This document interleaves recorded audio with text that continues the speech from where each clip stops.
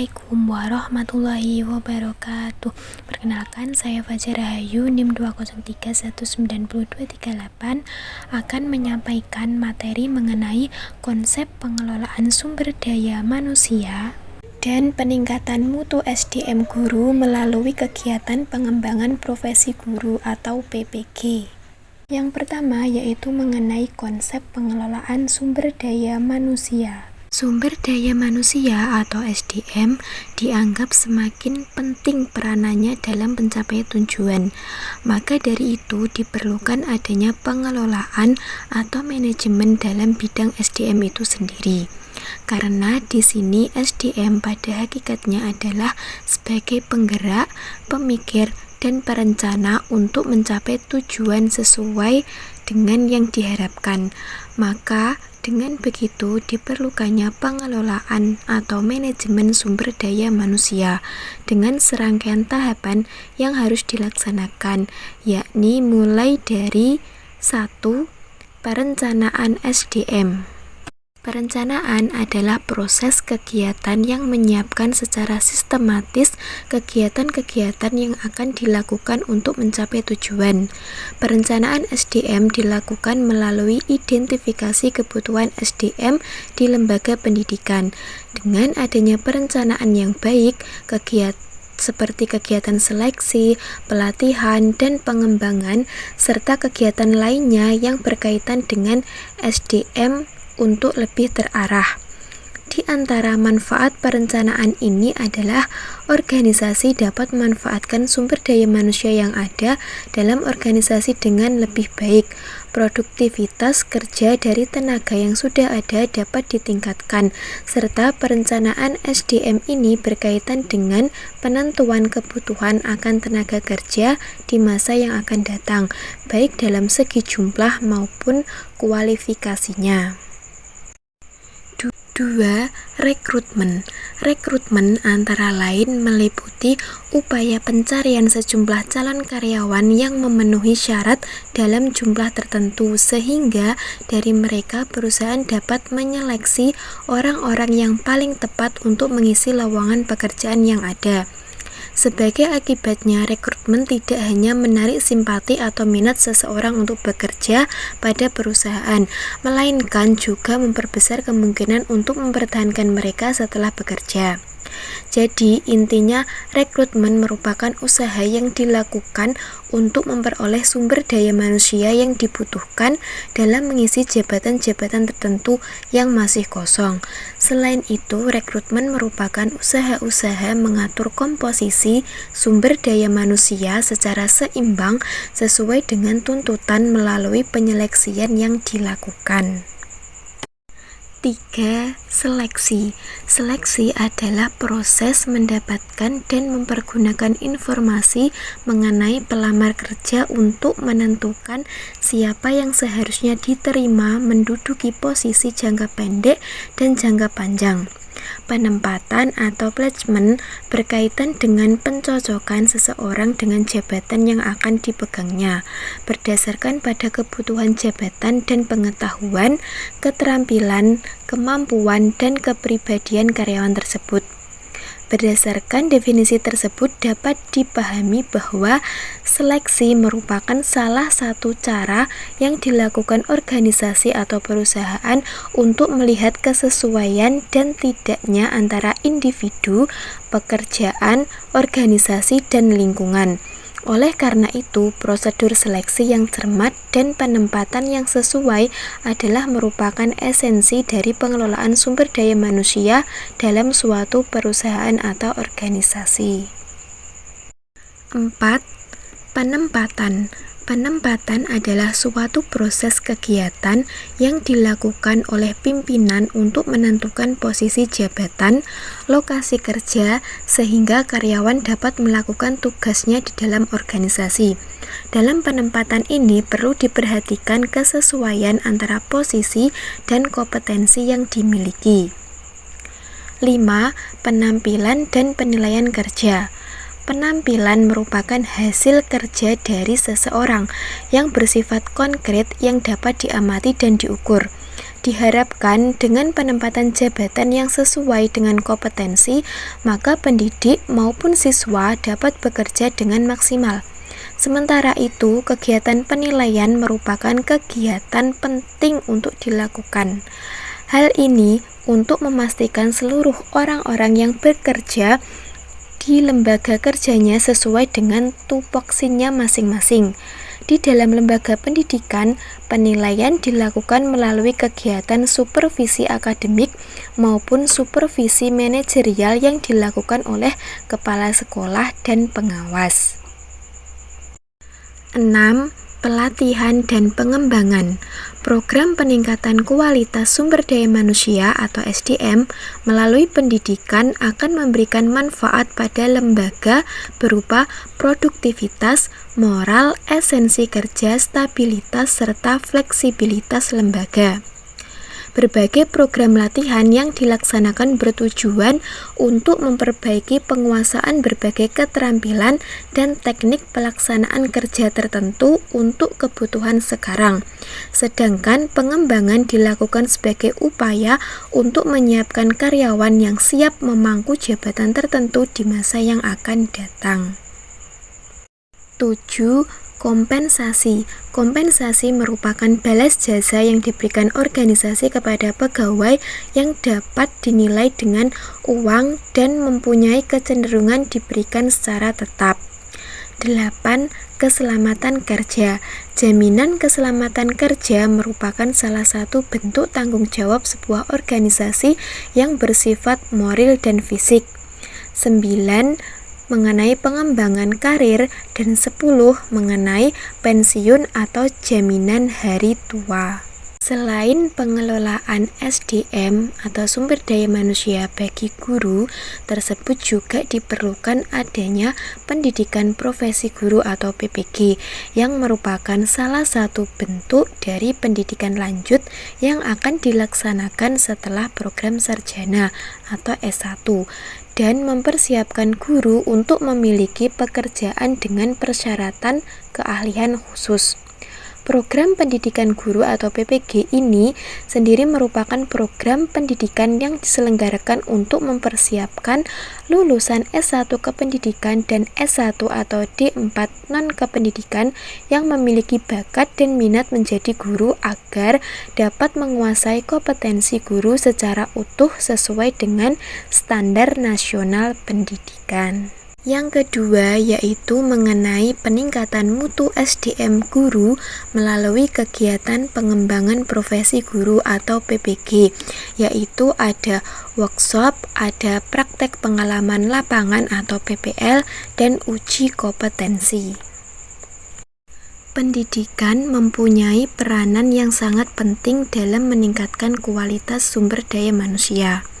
Sehingga dalam peningkatan kualitas mutu sumber daya manusia melalui program PPG harus ada pembinaan secara terintegrasi dan pelaksanaan program berbasis lokakarya serta didukung dengan sistem pembelajaran program PPG meliputi yang sudah disebutkan di awal tadi, yaitu ada workshop, ada PPL, dan ada uji kompetensi. Yang pertama yaitu workshop merupakan program pembelajaran berbentuk lokakarya dan yang bertujuan untuk menyiapkan peserta program PPG agar mampu mengemas materi untuk pembelajaran bidang studi sehingga peserta PPG siap melaksanakan PPL kependidikan. Adapun produk workshop yang telah dilakukan meliputi pembuatan silabus dan RPP, lembar kerja siswa, bahan ajar, media pembelajaran, dan perangkat penilaian dan lainnya. Yang kedua yaitu ada praktek pengalaman lapangan atau PPL, merupakan kegiatan praktek belajar mengajar di kelas. Adapun kegiatan PPL ini meliputi tahap pengenalan lapangan, mikro dan makro teaching, latihan mengajar terbimbing, dan latihan mengajar mandiri. Yang ketiga yaitu mengenai uji kompetensi, meliputi ujian yang ditempuh setelah peserta PPG lolos dalam melaksanakan workshop dan PPL. Selain melalui kegiatan PPG atau pengembangan profesi guru dalam peningkatan mutu SDM guru, pemerintah juga berupaya melakukan strategi peningkatan SDM, yaitu melalui dua kegiatan. Yang pertama yaitu kegiatan pendidikan dan pelatihan, yang kedua yaitu kegiatan selain pendidikan dan pelatihan. Yang pertama tadi, kegiatan pendidikan dan pelatihan itu meliputi in-house training atau IHT, 2 program magang, 3 kemitraan sekolah, 4 belajar jarak jauh, 5 pelatihan berjenjang dan pelatihan khusus, 6 kursus singkat di LPTK atau lembaga pendidikan lainnya, 7 pembinaan internal oleh sekolah, dan 8 pendidikan lanjut. Sedangkan kegiatan selain pendidikan dan pelatihan meliputi 1 diskusi masalah pendidikan, 2 seminar, 3 workshop, 4 penelitian, 5 penulisan buku atau bahan ajar, 6 pembuatan media pembelajaran, dan yang ketujuh pembuatan karya teknologi atau karya seni. Yang ketiga mengenai kegiatan pengembangan profesi guru.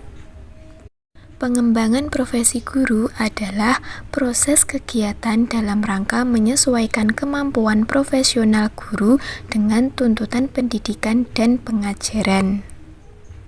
Beberapa hal yang harus dilakukan oleh guru dalam meningkatkan profesionalisme yaitu yang pertama, memahami tuntutan standar profesi yang ada. Hal ini didasarkan kepada beberapa alasan, yaitu yang pertama, persaingan global sekarang memungkinkan adanya mobilitas guru secara lintas negara. Yang kedua, sebagai profesional, seorang guru harus mengikuti tuntutan perkembangan profesi secara global dan tuntutan masyarakat yang menghendaki pelayanan yang lebih baik. Cara satu-satunya untuk memenuhi standar profesi ini adalah dengan belajar secara terus-menerus panjang hayat, dengan membuka diri, yakni mau mendengar dan melihat perkembangan baru di bidangnya. 2. Mencapai kualifikasi dan kompetensi yang dipersyaratkan. 3. Membangun hubungan kesejawatan yang baik dan luas, termasuk lewat organisasi profesi. Upaya membangun hubungan kesejawatan yang baik dan luas dapat dilakukan guru dengan membina jaringan kerja atau networking. Melalui networking, inilah guru memperoleh akses terhadap inovasi-inovasi di bidang profesinya. Jaringan kerja guru bisa dimulai dengan skala sempit, misalnya mengadakan pertemuan informal kekeluargaan dengan sesama teman sambil berolahraga, misalnya bersilaturahmi atau melakukan kegiatan sosial lainnya. Bisa juga dibina melalui jaringan kerja yang lebih luas dengan menggunakan teknologi komunikasi dan informasi, misalnya melalui korespondensi dan mungkin melalui internet untuk skala yang lebih luas. 4. Mengembangkan etos kerja atau budaya kerja yang mengutamakan pelayanan bermutu tinggi kepada konstituen. Upaya membangun etos kerja atau budaya kerja yang mengutamakan pelayanan bermutu tinggi kepada konstituen merupakan suatu keharusan. Di sini pun guru harus memberikan pelayanan prima kepada konstituennya, yaitu siswa, orang tua, dan sekolah sebagai stakeholders. 5. Mengadopsi inovasi atau mengembangkan kreativitas dalam pemanfaatan. Adopsi inovasi atau pengembangan kreativitas dalam pemanfaatan teknologi pendidikan yang mendayagunakan teknologi komunikasi dan informasi mutakhir. Guru dapat memanfaatkan media dan ide-ide baru bidang teknologi pendidikan seperti media presentasi komputer atau hard teknologi, dan juga pendekatan-pendekatan baru bidang teknologi pendidikan atau soft teknologi. Yang keempat, problematika pengembangan profesi guru. Problematika yang dialami oleh para guru dapat dibagi menjadi dua kelompok besar, yaitu yang pertama, problem yang berasal dari dalam diri guru yang bersangkutan atau yang disebut dengan problem internal. Problematika yang dialami oleh para guru dapat dibagi menjadi dua kelompok besar, yaitu yang pertama, problem yang berasal dari dalam diri guru yang bersangkutan atau yang disebut dengan problem intern, yaitu 1. Menguasai bahan atau materi. Dalam pelaksanaan kegiatan pembelajaran dari guru kepada anak didiknya, agar proses pembelajaran dapat berlangsung dengan baik, rancangan dan penyiapan bahan ajar harus cermat. Menguasai materi harus dimulai dengan merancang dan menyiapkan bahan ajar atau materi pelajaran yang merupakan faktor penting dalam pelaksanaan kegiatan pembelajaran dari guru kepada anak didiknya. Agar proses pembelajaran dapat berlangsung dengan baik, rancangan dan penyiapan bahan ajar harus cermat, baik dan sistematis. Rancangan atau persiapan bahan ajar atau materi pelajaran berfungsi sebagai pemberi arahan pelaksanaan pembelajaran sehingga proses pembelajaran dapat berjalan dengan efektif. 2. Mencintai profesi keguruan. Bertolak dari kompetensi guru yang harus dimiliki oleh guru dan adanya keinginan kuat untuk menjadi seorang guru yang baik, persoalan profesi guru di sekolah terus menarik untuk diperbicarakan, didiskusikan dan menuntut untuk dipecahkan, karena masih banyak guru yang punya anggapan bahwa mengajar hanyalah pekerjaan sambilan, padahal guru merupakan faktor dominan dalam pendidikan formal pada umumnya, karena bagi siswa guru sering dijadikan sebagai teladan dan tokoh panutan. 3. Keterampilan mengajar. Guru harus memiliki beberapa komponen keterampilan mengajar agar proses pembelajaran dapat tercapai. Di antaranya yaitu menguasai bahan pembelajaran, mengelola program belajar mengajar, mengelola kelas, penggunaan media atau sumber, mengelola interaksi belajar mengajar, menilai prestasi siswa untuk kepentingan pengajaran, mengenal fungsi pelayanan bimbingan dan penyuluhan, mengenal menyelenggarakan administrasi sekolah, memahami prinsip-prinsip, menafsirkan hasil penelitian pendidikan guru untuk keperluan pengajaran. 4. Menilai hasil belajar siswa. Evaluasi diadakan bukan hanya ingin mengetahui tingkat kemajuan yang telah dicapai siswa saja, melainkan ingin mengetahui sejauh mana tingkat pengetahuan siswa atau peserta didik yang telah dicapai. Pelaksanaan evaluasi dilakukan oleh guru dengan memakai instrumen penggali data seperti tes tertulis dan tes lisan. Yang kedua yaitu problem yang berasal dari luar diri guru itu sendiri atau yang disebut dengan problem ekstern. Dalam kualitas pengajaran ditentukan oleh karakteristik, yaitu yang pertama, karakteristik kelas seperti besarnya kelas, suasana belajar, fasilitas, dan sumber belajar yang tersedia. 2. Karakteristik sekolah yang dimaksud misalnya penyediaan perpustakaan yang ada di sekolah sebagai salah satu tempat belajar yang dapat memberikan perasaan yang nyaman, bersih, rapi, dan teratur. Sekian penyampaian materi dari kelompok 8 mengenai pengembangan profesi guru atau PPG. Mohon maaf apabila terdapat kesalahan dalam menyampaikan materi maupun dalam bertutur kata yang kurang berkenan. Terima kasih. Wassalamualaikum warahmatullahi wabarakatuh.